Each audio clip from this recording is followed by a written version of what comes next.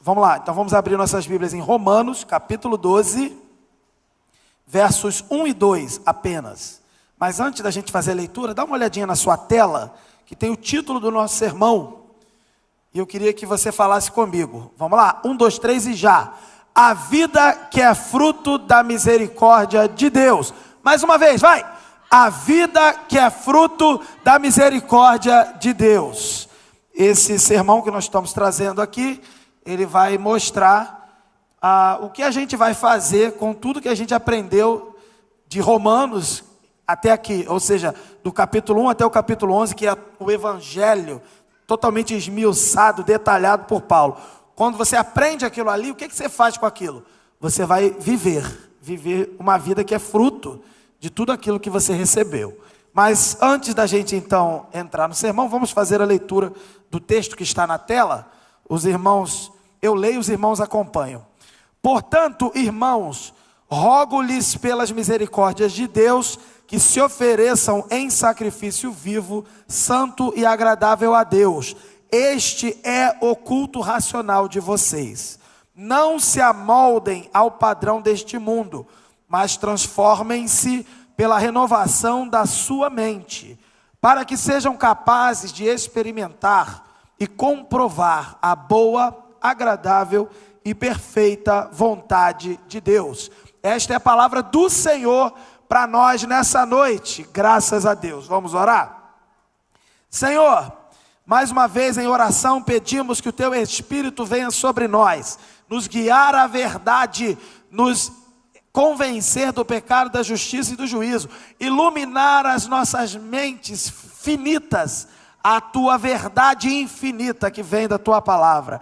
Que Teu Espírito nos leve a um lugar de encontro com o Senhor, de aperfeiçoamento. Que sejamos, Senhor, transformados, renovados, como lemos aqui. Que não sejamos conformados, amoldados ao mundo, mas que o Senhor agora nos conforme à imagem do Seu Filho. Senhor, nos leve a esse lugar em que somos transformados a termos um caráter e uma vida coerente com a nova natureza que recebemos, a natureza do Filho Jesus Cristo. Senhor, que tudo aquilo que é contrário ao Senhor na nossa vida nessa noite, seja confrontado, removido, derrotado pelo nome de Jesus. Que Teu Espírito fale conosco, que a Tua voz seja ouvida e toda outra fala concorrente seja silenciada. Toda distração seja devidamente impedida. Todo plano contrário seja cancelado. No nome de Jesus que nós oramos. Amém. Bem, estamos dando seguimento então ao nosso estudo na carta de Paulo aos Romanos. Mais um sermão, eu de cabeça eu não sei quantos já tivemos desde o início, mas por volta de uns 40 e 10, mais ou menos. Não sei exatamente. Quando a gente não sabe, eu sei que está por volta dos 40.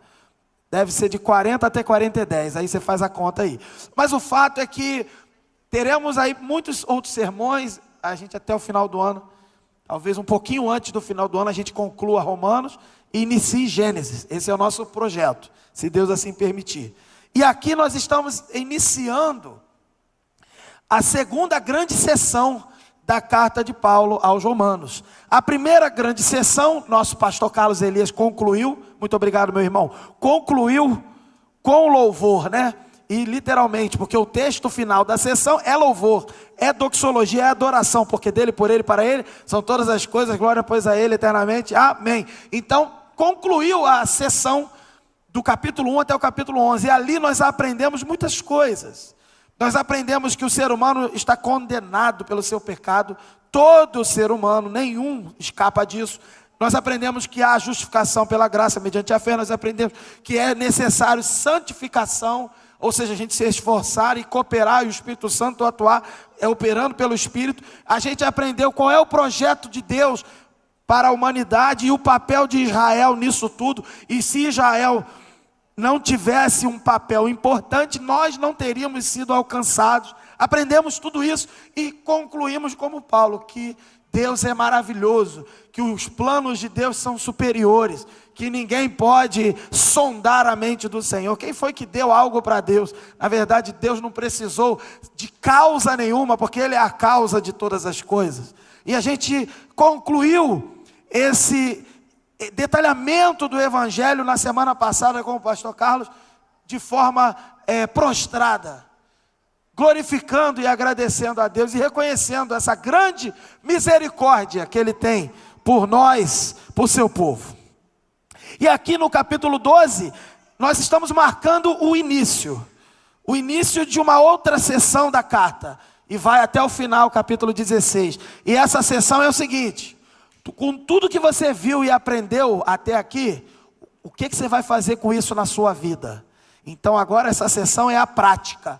Você aprendeu a teoria, agora você vai aprender e lidar com essa teoria, aplicando ela na sua vida prática. Então Paulo vai dar orientações: faça isso, faça aquilo, não faça isso, não faça aquilo, e assim por diante. E nós então separamos esses 2 versículos como versículos inaugurais dessa sessão.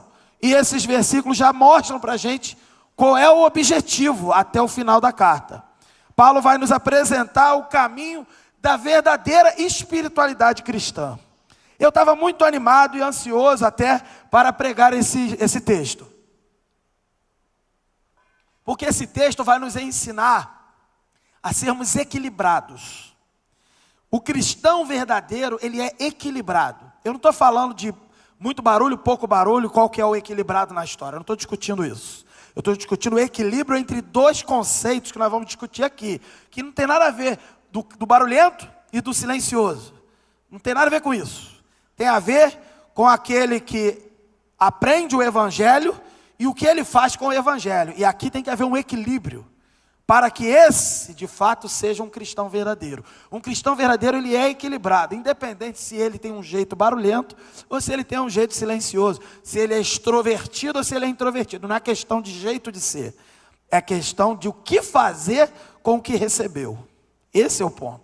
E aqui a gente vê claramente que o apóstolo Paulo, ele não está propondo nesses 2 versículos uma espiritualidade vazia. Ele está propondo uma espiritualidade real e verdadeira. Eu diria a verdadeira espiritualidade, que é o quê? Que é uma resposta ao que você recebeu, o Evangelho, uma resposta coerente à misericórdia de Deus, por causa da misericórdia de Deus, por causa desse Evangelho que chegou até você e que é fruto de misericórdia. É por causa disso que nós temos que dar uma resposta. O cristão, ele é sempre chamado a dar uma resposta. A primeira resposta que ele tem que dar é de aceitação ou rejeição à mensagem do Evangelho. Mas uma vez que se aceita e se recebe a mensagem do Evangelho, outras respostas têm que ser dadas. Porque quando você recebe o Evangelho, você não só recebe uma informação, você recebe uma transformação. E por causa dessa transformação, a sua resposta de aceitação continua. Santificação, obediência, vida coerente com essa teoria que você recebeu, e que é uma teoria do ponto de vista intelectual, mas é poder de Deus para a salvação de todo aquele que crê. Entenderam? Estão entendendo a ideia? Então aqui, nessa mensagem que a gente está trabalhando esses versículos, nesse sermão, a gente vai discutir algumas coisas. A gente vai discutir algo que Paulo vai falar aqui do culto racional. Essa verdadeira espiritualidade é como essa frase que está na sua tela. Dá uma olhada aí. A vida que é um culto racional. Nós vamos ver isso, Paulo falando sobre isso, entender o que é esse culto racional. Essa palavra que está traduzida para a gente como racional, é uma palavra grega que pode ser pronunciada como logiken, que quer dizer literalmente racional, mas o significado profundo nós vamos discutir aqui. Não se trata de um momento apenas de culto litúrgico, de serviço aqui na igreja, por exemplo. É muito mais do que isso. É uma vida inteira dedicada a Deus, e essa vida ela é uma dedicação consciente. Lembra que Jesus fala amar a Deus de todas as tuas forças, todo o teu entendimento, consciente, e é movida por gratidão do que recebeu. Então a gente vai discutir aqui isso, que é uma vida coerente com essa misericórdia que alcançou a cada um de nós. Esse culto racional vai ser expresso então por meio de consagração. Haverá essa consagração, essa entrega. Temos que nos entregar, consagração. Vai ser por meio também de não conformidade com o mundo, ou seja, rejeitar o padrão que o mundo propõe. E também, um terceiro aspecto, a transformação pela renovação da mente. Isso é o culto racional que Paulo está falando aqui. Nós vamos começar a conversar agora no primeiro ponto. Coloca, por favor. Olha na tela aí. O primeiro ponto, Paulo faz um clamor por uma consagração, por uma entrega total. Veja o versículo. Primeiro ele começa com essa conjunção consecutiva. É uma consequência do que foi dito antes. Portanto, irmãos, e aí ele faz o clamor. Ele clama a quem? A clamor só pode ser a Deus. Não. Aqui não. Repara só, irmãos, rogo-lhes, na tradução que eu estou usando da NVI, e nas outras versões, rogo-vos. Não é isso? Então ele está falando, clamando a quem? Aos irmãos. Aos irmãos que ele está escrevendo a carta. Aos que vão ler a carta. Então, em certo sentido, para mim e para você, ele está falando comigo. Ele está falando com você. Com você que está lendo essa carta. Irmãos, rogo-lhes. E aí eu clamo, ele está dizendo, eu estou fazendo esse clamor a vocês, baseado numa fonte de motivação, que é a misericórdia de Deus. Então eu estou clamando vocês por causa da misericórdia de Deus. Percebe? Pelas misericórdias de Deus. Então eu rogo vocês que por causa dessas misericórdias de Deus, aí ele clama para que haja o quê? Uma consagração. Uma entrega total. Ele diz assim, se ofereçam em sacrifício vivo, santo e agradável a Deus. Quando ele usa essa expressão, sacrifício vivo, santo e agradável a Deus, ele está usando uma expressão do Velho Testamento. A expressão dos sacrifícios que aconteciam no Velho Testamento, que tinham que ser sacrifícios vivos, santos e agradáveis a Deus. Sacrifícios vivos no sentido que teriam vida de Deus. Sacrifícios santos que seriam puros e agradáveis que Deus receberia, aceitaria. Então, neste sentido aqui, e o vivo aqui para a gente é do tipo, ninguém vai morrer, não vai matar mais ninguém. Jesus fez o sacrifício perfeito final para que ninguém mais tenha que se sacrificar neste sentido, para buscar de Deus a aprovação. Não, então ele pede aqui, ele clama por causa do que Jesus já fez, por causa da misericórdia de Deus. Jovem adolescente, ele fala para mim e para você assim, se ofereçam a quem? A Deus. A Deus, em sacrifício, vivo, santo e agradável a Deus. Quando Paulo fala isso, para que a gente se ofereça a Deus, como que Deus poderia nos aceitar? É só porque nós já fomos regenerados, já fomos restaurados, redimidos em Jesus, já somos novas criaturas. E uma vez que somos novas criaturas, devemos e temos a capacitação de nos oferecer a Deus em sacrifício vivo. Oferecer para conquistar o quê? Para conquistar nada. Oferecer para evidenciar o que já foi conquistado. Oferecer para agradecer o que já foi dado. Oferecer para glorificar a Deus. Ele não está vindo do final do capítulo 11 dizendo que porque dele, para ele, por ele e tal, são todas as coisas. Não é isso que ele está dizendo? Então, diante de que tudo é por ele, para ele, por meio dele, etc. Então, só nos resta, irmãos, rogo-lhes, eu rogo a vocês, que se ofereçam, que se entreguem, que se consagrem ao Senhor, que é tudo por ele, e para ele, por meio dele. Amém? E como eu devo me consagrar? Com sacrifício vivo, com uma vida, e não morte, mas uma vida com santidade, ou seja, afastamento de pecado, e com a capacidade que nos foi devolvida, Que capacidade que nos foi devolvida? A capacidade de agradar a Deus. Nos foi devolvida, e quando foi perdida? Alguém sabe quando foi perdida a capacidade do ser humano de agradar a Deus? Alguém pode sugerir aqui hoje? Eu respondo. A capacidade que o ser humano tem hoje, o ser humano não, o cristão tem hoje de agradar a Deus, ela foi perdida, o ser humano a perdeu no jardim quando comeu o fruto que era proibido e assim inaugurou o pecado. Inaugurou o pecado na criação humana, no universo de Deus criado para a humanidade.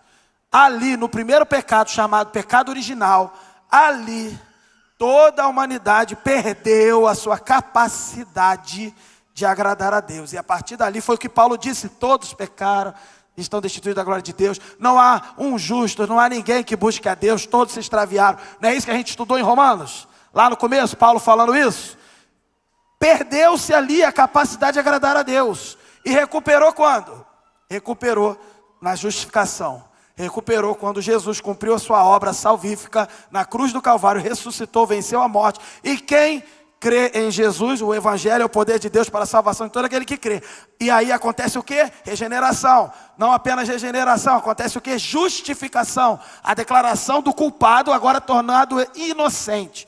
No sentido de que a culpa dele foi removida, porque a pena foi paga por outra pessoa, no caso de Jesus. A partir desse momento em que eu e você não temos mais em nós imputada a culpa, mas em nós foi imputada a justiça de Jesus, eu e você nos tornamos regenerados, novas criaturas. E novas criaturas recuperaram a capacidade de agradar a Deus. Então aqui, só quem pode se sacrificar de forma viva, santa e agradável a Deus, é quem passou por Cristo. É quem entendeu o evangelho que Paulo apresenta ali em Romanos, do capítulo 1 até o capítulo 11. É para quem é cristão de verdade. Não adianta uma pessoa que é simpatizante, faça isso, não vai fazer. Se entregue a Jesus, ao Senhor e com santidade, não vai fazer. Porque ele não tem essa capacidade. A natureza dele ainda é escrava do pecado. Agora, quando essa pessoa foi liberta desse poder e dessa culpa do pecado, ainda que a presença do pecado esteja nele por um tempo determinado até a volta de Jesus, quem governa ele não é mais o pecado, é o Espírito que habita nele, amém? E porque o Espírito habita aí, capacita, essa pessoa agora pode sim fazer o que Paulo está rogando, ou seja, está clamando para essa pessoa fazer. Nós podemos hoje, cristãos e irmãos em Cristo, hoje podemos, por causa das misericórdias de Deus que nos alcançaram, podemos nos oferecer a Deus como sacrifício vivo, ou seja, mortificando aquilo que já foi derrotado, o pecado em nós, de forma que valorizemos e priorizemos aquilo que é de Deus, a obediência, a santidade, ao ponto de isso ser agradável a Deus. Isso, Paulo vai dizer, isso. Este é o culto racional de vocês. Ah, pensei que era quando o culto estava muita bagunça na igreja. Aí alguém fala, temos que ter um culto mais racional. Não tem nada a ver não. Se bem que, se for carnalidade, tem que ser racional no sentido que não pode ter pecado. Aí estaria certo. O que Paulo está dizendo do culto racional não tem a ver com o pessoal que gosta de raciocinar. Não tem a ver com quem é da lógica. Eu sou da matemática, não tem nada a ver com isso. Com a lógica da matemática, não. Não é culto de nerd, não é isso não. Culto racional, na verdade, poderia ser traduzido também de forma mais profunda e completa, como culto espiritual, culto real, culto verdadeiro. Não apenas uma imagem, uma sombra que tenta mostrar uma realidade espiritual, porém uma realidade plena manifestada. O culto que Paulo está dizendo, a sua vida tem que ser uma realidade manifestada do reino espiritual para o reino presente material. A sua vida, as suas atitudes devem ser um reflexo de algo espiritual que aconteceu na sua vida de forma espiritual e racional, intelectual também. E só acontece de forma espiritual porque aconteceu de forma intelectual. E só acontece de forma intelectual porque aconteceu de forma espiritual. De tal forma que não pode ser separado. O culto racional é o entendimento, mas é o coração. É o entendimento, mas é a tua alma. Se eu tenho alma e faço com a alma, mas não faço com o entendimento, essa alma não é de Jesus. Essa alma é de qualquer coisa, mas não é de Jesus. E se eu faço com o entendimento, mas não estou com a alma, esse entendimento não foi Jesus que deu, não. Foram os homens intelectuais que muitos conhecem a Bíblia, sabem a Bíblia de cor melhor que muito pastor por aí. Mas nunca teve transformação. Então o equilíbrio que o cristão precisa ter e exalar é esse. É a capacidade de compreender a profundidade da riqueza do conhecimento aqui de Deus, que a gente já até viu em outros textos. Mas não é só compreender para saber.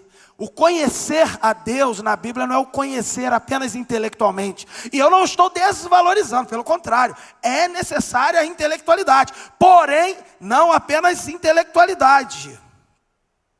Tem um monte de professor ateu dando aula de Bíblia. Intelectual. Não é intelectualidade. É intelectualidade que te leva à doxologia que a gente leu no final do capítulo 11 com o pastor Carlos.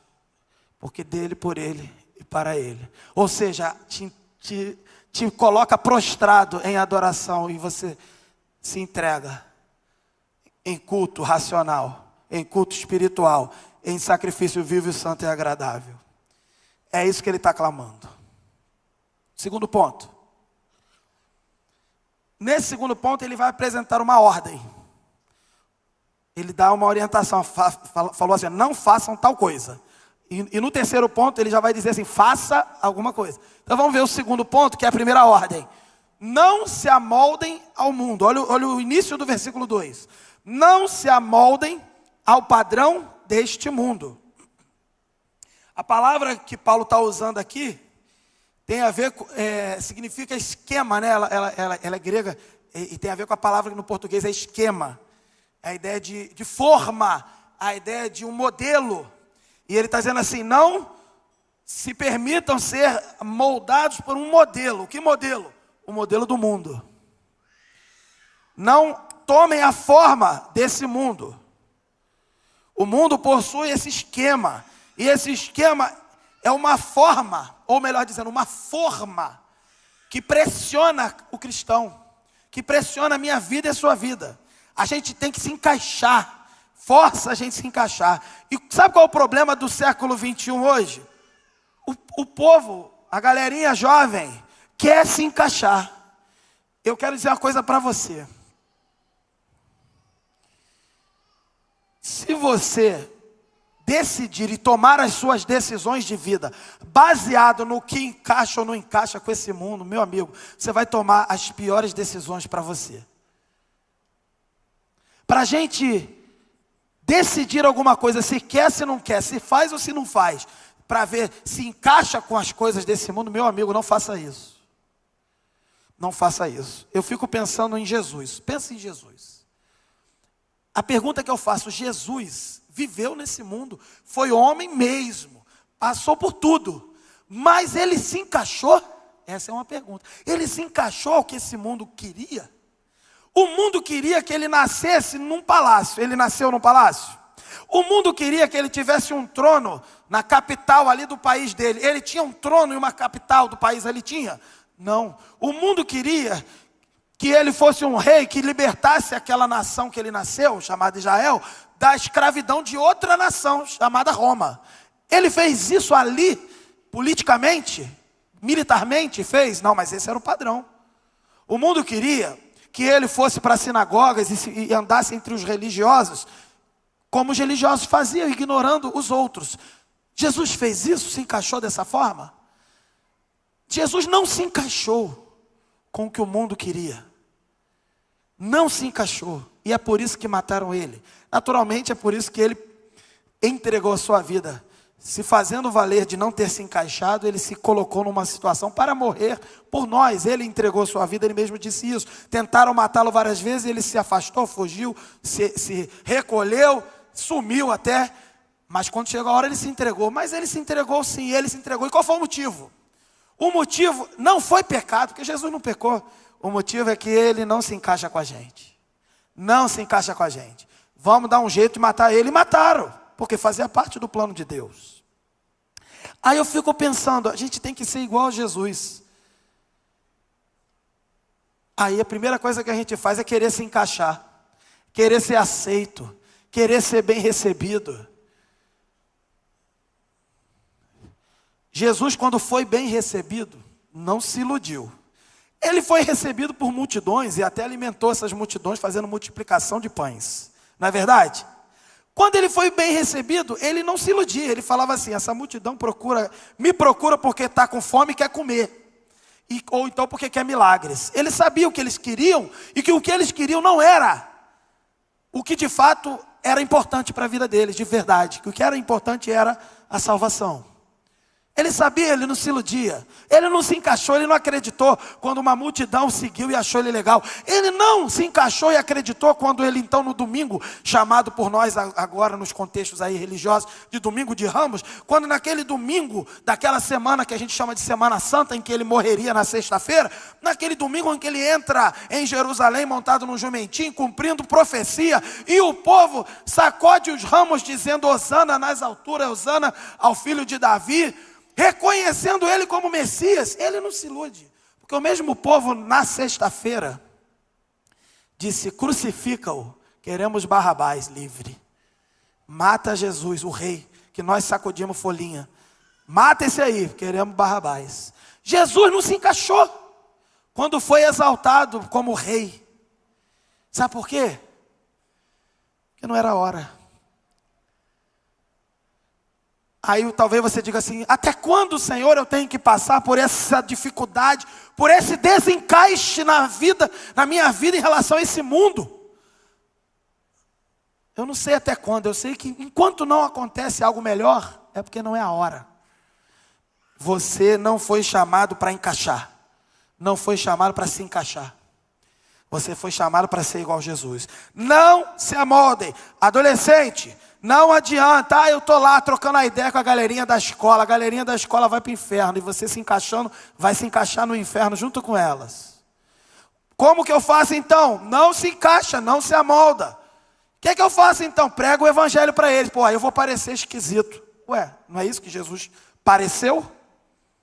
Tão esquisito que mataram ele? Ah, sim, fica difícil. Ah, fica difícil? E você achou que o evangelho era o quê? Moleza? Aqui na igreja dá. Também não é bem assim não, hein? Uma igreja como a nossa, grande, 3.000 membros.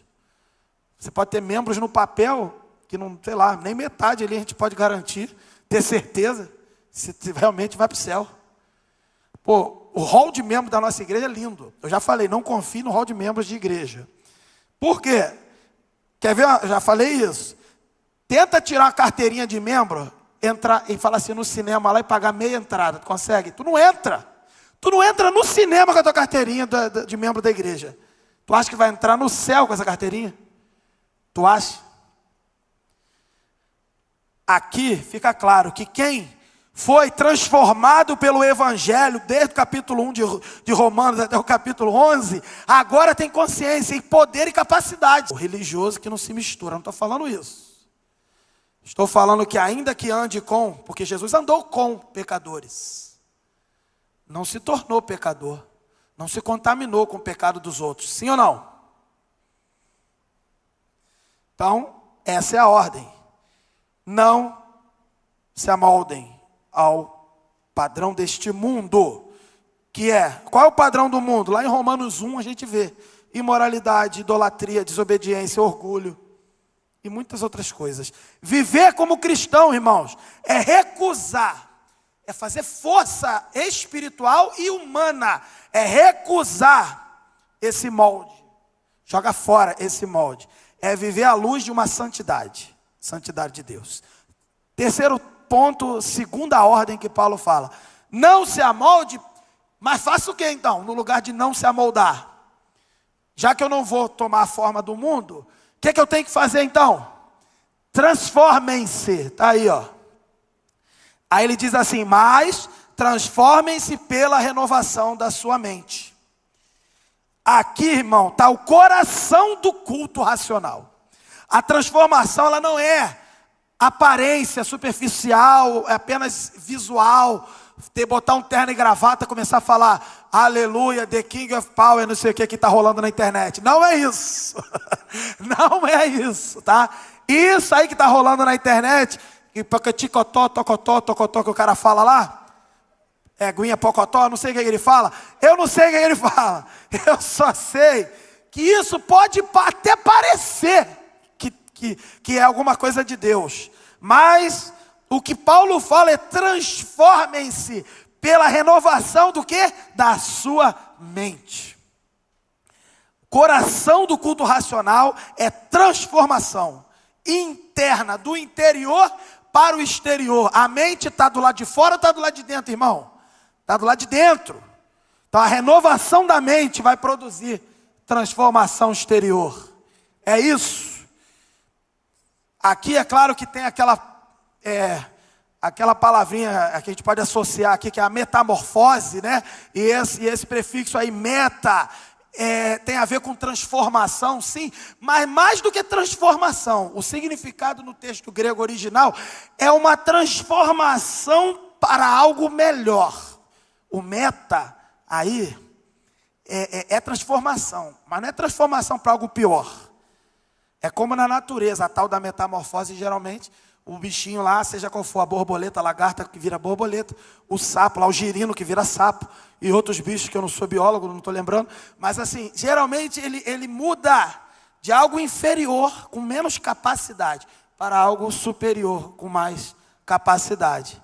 Tá certo? Então, quando você pensar em transformação, vou me transformar no Satanás. Não, eu vou me transformar para algo pior. Não, eu vou me transformar para algo melhor. Para algo melhor. Isso faz toda a diferença. Não é qualquer transformação, tem uma direção. Tem uma direção e tem um sentido. Não é sentido contrário. É o sentido da perfeição. Buscando um aperfeiçoamento. Então, é algo interior. Por quê? Porque quando você experimenta o Evangelho, quando aquele capítulo 1 de Romanos até o capítulo 11, aquela teoria toda que tem poder, porque é a palavra de Deus, entra na sua vida de forma intelectual, mas também de forma espiritual, porque é poder de Deus. Quando isso entra na sua vida, produz em você um rebuliço e uma renovação de mente, que por causa dessa renovação, causa em você e em mim transformação das atitudes, comportamento exterior. É muito fácil imitar comportamentos. Os atores nos ensinam a fazer isso. Os bons e os maus. Tem gente que acredita até nos maus atores. Os atores ensinam. É muito fácil imitar, emular, simular comportamentos. Pode ser até que convença por décadas a membresia de uma igreja, todo mundo ali está ali junto. Esse aqui é meu irmão em Cristo, aleluia. Mas no final, na hora de separar joio do trigo, só vai estar com o Senhor aquele que foi transformado de dentro para fora pela renovação da mente e que produziu o exterior. A Bíblia fala que pelos frutos conhecereis a árvore. É verdade. Não dá para uma pessoa imitar por muito tempo. Não dá para uma pessoa simular por muito tempo. Deus sempre, e a vida é cheia de surpresas, desafios, provações, justamente para sacudir a árvore. E mostrar quem faz parte daquela árvore de Deus mesmo e quem não faz. A pandemia foi uma revelação impressionante para todos nós. Pessoas que eu conheci há anos, eu tive ali a revelação infeliz de que nunca creram em Jesus. E também teve revelações lindas de ver pessoas fiéis, pessoas perseverantes, inclusive no leito de hospital até. Nós somos feitos de outra natureza, irmãos. É uma natureza divina, que foi aplicada em nós por causa do Evangelho. Quarto ponto. O propósito, tem um propósito. Você não vai se amoldar ao mundo. Paulo clama para que você se entregue. Você não vai se amoldar ao mundo. Você vai ser transformado pela renovação da mente que está sendo operada por causa do Evangelho. Para quê? Para que a gente fique tirando fotinho no Instagram, fazendo carinha bonita aí da juventude. Ei, legal, maneiro. Não, tem um propósito. Aqui, ó, finalzinho do verso 2. Para que sejam capazes de experimentar e comprovar. Provar. É como a gente canta aquele cântico. Santo Espírito, que diz assim: vamos provar da tua presença, que é real, alguma coisa do tipo. Vamos provar da tua bondade. Aí fica falando várias coisas de vamos provar, vamos provar, vamos provar. Provar. Então, para que sejamos capazes de experimentar e provar e comprovar a boa, agradável e perfeita vontade de Deus. Para que a gente possa provar isso, a gente precisa ter uma mente renovada. Aí, meu amigo, o mundo desaba e você está de pé. Estamos de pé, aquela música da igreja e tal, estamos de pé. Você fica de pé, ou de joelho diante do Senhor e com o espírito de pé, ou até o contrário, o corpo de pé e o espírito prostrado diante do Senhor, não importa, você está firme. Você está firme por quê? Você está firme porque você foi transformado, porque você está sendo transformado, você está tendo a sua mente renovada, e aí você experimenta, independente da luta, do teu trabalho, da faculdade, do curso, da família, as confusões que acontecem, os desafios que você tem, aí você experimenta a boa, perfeita, ou melhor dizendo, boa, agradável e perfeita vontade de Deus. Boa, porque tudo que Deus faz é bom. Boa, porque o alvo da nossa vida é a bondade. São as coisas boas de Deus. Boa, porque devemos buscar o bem na nossa vida e na vida dos outros. E essa boa vontade é sermos como Jesus. Como éramos no jardim e seríamos aperfeiçoados até o caráter de Jesus. E hoje estamos de volta nessa rota, nesse trilho de ser igual a Jesus. Boa, agradável. Agradável é a capacidade de quê?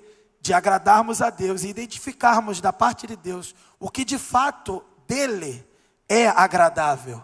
E perfeita é a perfeição que buscamos e que recebemos dele também. Essa é a vontade de Deus. Você experimenta isso nos dias da sua vida? Ou você está experimentando desespero e confusão? Há uma dimensão aqui revelada na Escritura, que é a santificação, a pureza e o amor. E há uma vontade de Deus aqui, na providência divina, que se revela em todas as áreas da nossa vida, nas circunstâncias da vida. Mas só dá para a gente compreender os porquês das coisas e absorver desta realidade que a gente vive os valores que estão sendo propostos aqui, que é a vontade de Deus nesses aspectos de boa, agradável, perfeita. Só é possível absorver essas coisas se a gente tiver uma mente renovada. Pode passar e terminamos. Pode passar. Então, para você, primeira coisa para você aprender: teologia precisa produzir transformação.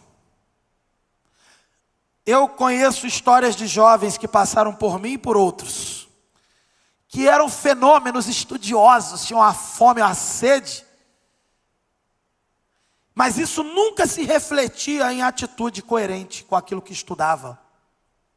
Nunca.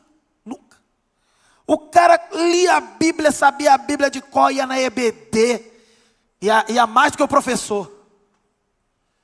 Perguntasse para ele, ele sabia a resposta. Agora, se a vida trouxesse para ele um dilema, ele escolhia a pior opção. Quando precisamos evangelizar, ele não ia. Precisamos vir mais cedo para organizar, arrumar aqui o templo para o trabalho que vai acontecer. Não era com ele. mas estava lá na porta para dizer assim: é pastor ou pastora que chama? Porque na Bíblia diz, é divórcio, é divorciado, é marido de uma só mulher. E ficava lá, na porta do gabinete, perguntando. Eu já tive reuniões com jovens assim. Já levei para minha casa, dei comidinha e ensinei. Trabalhar?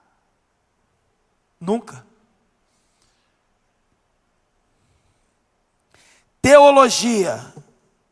Um teólogo verdadeiro não é um estudioso de teologia. Até porque de Deus não se pode nem estudar. O que a gente estuda é a revelação desse Deus. Tem gente que é idólatra. Tem gente que quer colocar Deus no microscópio e ficar olhando. Ó. Tem gente que quer ficar estudando textos originais, tá certo, tem que estudar, beleza. Aí quero ver os manuscritos do Mar Morto, não sei o que, no museu. Aí vai lá, e fica. É lindo, é lindo. E o que isso produziu na sua vida? Nada. Por quê? Porque sabe, mas não conhece. Porque entende, mas não foi transformado. Um teólogo verdadeiro chega num momento em que ele se rende. Ele estuda, lê e ora. Ele estuda, lê e ora. E chora, e adora, e se prostra. Para não dizer que eu não falei, tem o outro lado, né? O cara que só chora, adora, não sei o quê, mas não estuda. Esse é o místico. Esse é o mágico. Esse é o feiticeiro. Nós não fomos chamados nem para sermos intelectuais da fé, nem feiticeiros. Nós fomos chamados para ter profundo conhecimento, ao ponto de que isso nos transforma e nos coloca rendidos aos pés do Senhor. Teologia precisa produzir transformação, senão é um ídolo, é um falso Deus. Se você não é transformado pelo que você estuda da palavra, você está adorando o ato de estudar, mas não está adorando a Deus. Segundo ponto, um cristão não se amolda ao mundo, já falamos e reforço. O mundo possui formas de nos influenciar, ideologias, entretenimento, rede social, um monte de coisa aí fora. Familiar que marca casamento, festinha na hora que você tinha que estar servindo a Deus. A gente tem que vigiar para não ceder às pressões e conservar nossa identidade em Jesus. Terceiro, uma mente renovada, irmãos, transforma as atitudes.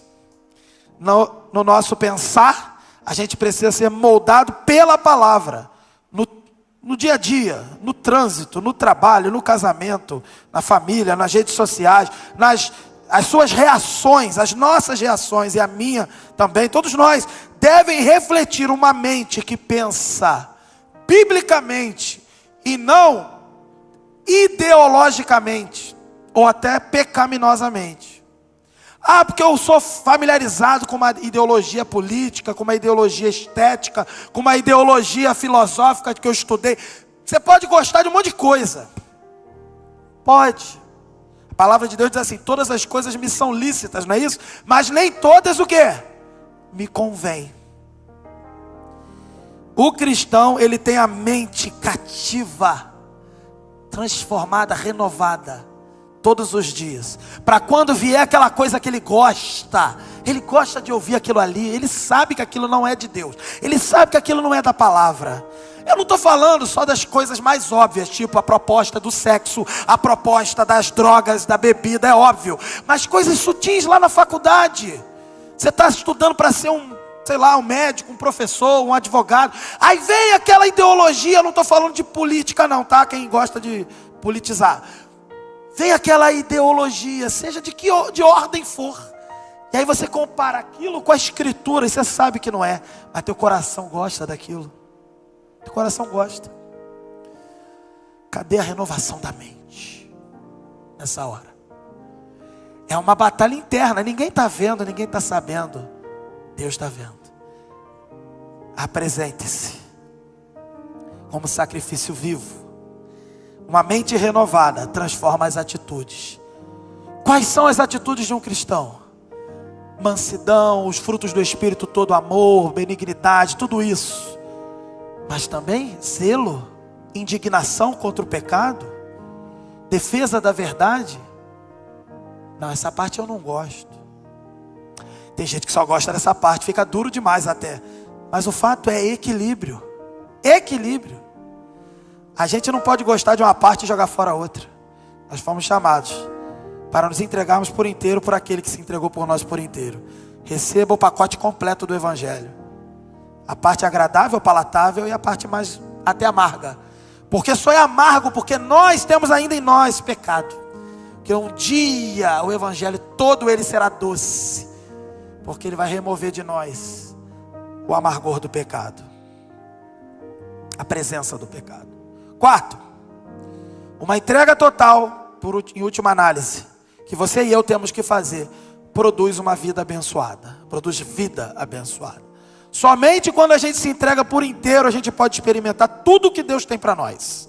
A vontade de Deus, tenha certeza disso, irmão, é o lugar mais seguro e feliz onde a gente pode estar. Então você fala assim, eu estou mais ou menos. Vem mais ou menos, mas se entrega para o Senhor.